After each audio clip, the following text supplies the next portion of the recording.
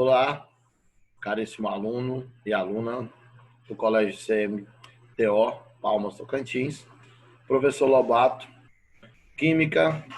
Vamos continuar nosso curso de Química Orgânica, na aula 13, Introdução às Reações Orgânicas. A partir de agora, a gente começa a entender o mecanismo de como reage os compostos orgânicos.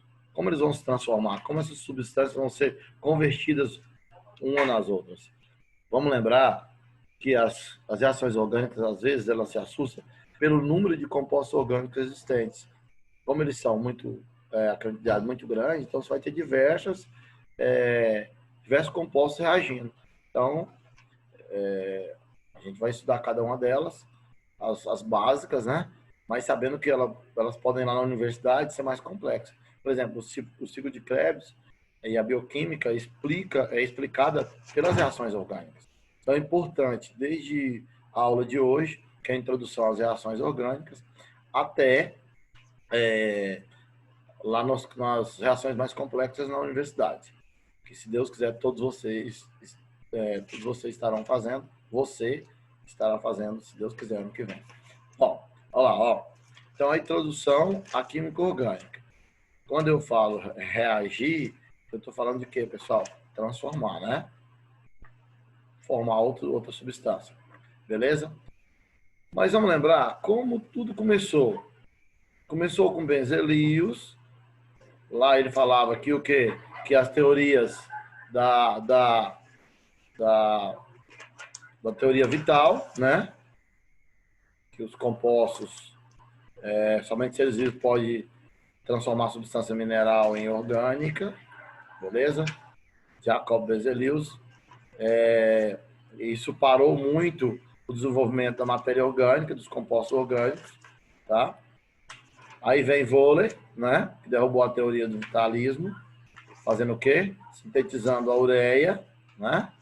Friedrich Wöhler, formando a ureia através do cianato de amônio, um composto orgânico mineral, ou inorgânico mineral, e orgânico, tranquilo?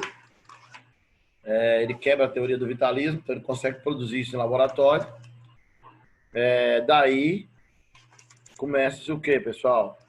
Podemos dizer que milhões de compostos podem ser sintetizados no laboratório. Então, a partir de Wöhler, há uma mudança de quê? De paradigma, tá? No estudo das reações orgânicas. Então, surge a síntese orgânica, né? A partir daí, beleza? Bom, então os grandes avanços, eu posso obter compostos mais complexos, sim. E qual o limite disso? Vem a sua pergunta. Qual o limite? A forma da palidoxina, por exemplo. Olha o tanto que esse composto é complexo e muito grande. Tá? Depois você dá uma olhada na palidoxina. Bom, as reações orgânicas e os seus mecanismos. Eu vou chamar de reações químicas orgânicas de RQO, tá bom? Chama-se mecanismo de um RQO, as várias etapas. Ou seja, como os compostos orgânicos são muito grandes e você precisa ter etapas para que a reação ocorra. Então, ocorre uma primeira etapa para depois ocorrer as outras etapas. Sim? Então, vamos entender os mecanismos das reações orgânicas, beleza? Vamos. A primeira coisa é o quê? Ruptura da ligação, ou seja, vai quebrar as ligações dos reagentes, tá? Depois, você vai ter o ataque eletrofílico e nucleofílico aos reagentes. Vamos ver isso aqui depois, tá? O que é nucleofílico e eletrofílico? Formação de novas ligações e de compostos o quê? Intermediários. Lembra nas reações orgânicas? Você saía de um produto e formava um reagente. A gente viu lá na velocidade de reação no segundo ano que isso não era de forma direta. Você tinha as partes o quê? Intermediárias. Tranquilo? Então, esses compostos intermediários vão ser muito discutidos aqui nas reações químico-orgânicas. Então, a partir de agora, vamos fazer um breve estudo a respeito dos principais mecanismos das reações orgânicas, tá bom?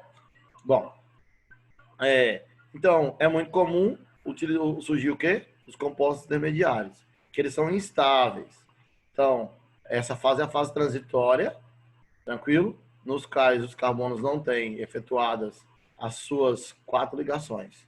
Tá? Então, não respeita a regra do octeto. Então, nas fases intermediárias, não há o respeito da tetravalência do carbono. Esses grupos se originam de rupturas entre ligações entre átomos, que podem ser homogêneas ou heterogêneas. Então, vai quebrar uma ligação entre carbono-carbono, que pode ser de forma homogênea e heterogênea. Vamos entender isso?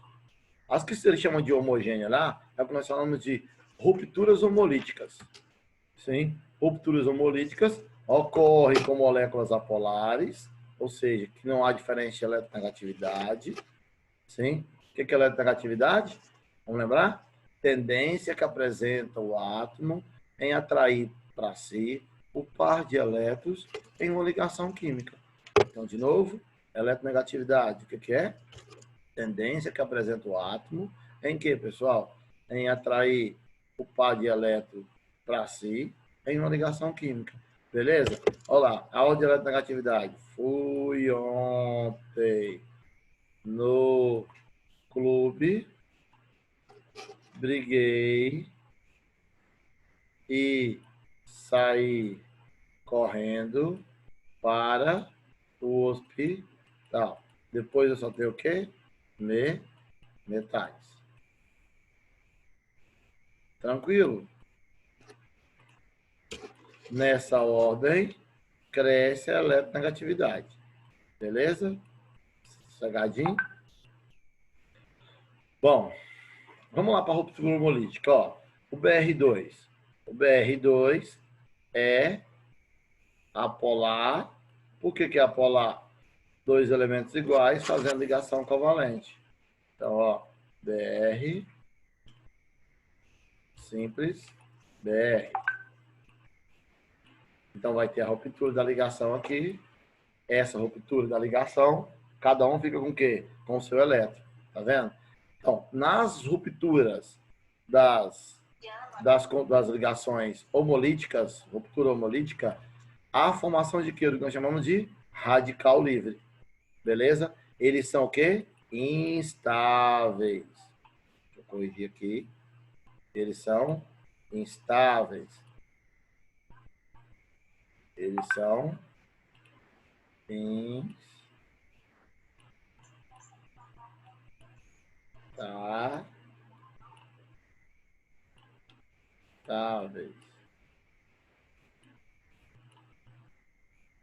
instáveis. Beleza? Tranquilo? Bom, então a cisão homolítica do metano, por exemplo, a ligação é quebrada, forma o quê? Um radical livre. Tranquilo? Cada um fica com o seu elétron. Ó, quebrou essa ligação aqui, cada um ficou com o seu elétron. Os radicais livres são instáveis. Já a ruptura heterolítica ocorre de forma desigual, ficando o par de elétrons com apenas um dos átomos da ligação. Sim? Então, ela resulta que, se é desigual, vai gerar íons. A ruptura heterolítica ocorre em compostos que com ligações polarizadas, em presença de solvente polares, a custo de pouca energia. Lá na homolítica, você precisa muito de calor. Aliás, as reações orgânicas, elas não ocorrem tão facilmente, tá? As reações orgânicas, elas precisam de catalisador, calor, sim, para que elas possam ocorrer. Nas reações inorgânicas, elas são mais rápidas. Sim, você coloca ácido base, sim, não presente do outro, não precisa de catalisador nem de energia. Eles vão reagir rapidamente. Essa é uma reação inorgânica. Quando você tem uma reação orgânica, você precisa de quê? De um catalisador ou de algo que possa acelerar essa reação. Tá bom? Beleza? Bom, então, olha aí. Ó. Eu tenho a ruptura heterolítica, olha lá, ó, do metano. Agora é quebrado aqui, ó. Sim, é quebrada essa ligação. Beleza? Observe que o par de elétrons ficou com o carbono, simbolizado por esse menuzinho. Esse composto aqui, ó, é chamado de carboânio. Ele não é radical, ele é o carboânio. Sim? E aqui é formado um cátion. Tá? Então, quando eu tenho a ruptura que o par de elétrons fica com carbono, você forma o carboânio. Sim? Quando você quebra a ligação química e o carbono perde o elétron, aqui o mais eletronegativo é quem?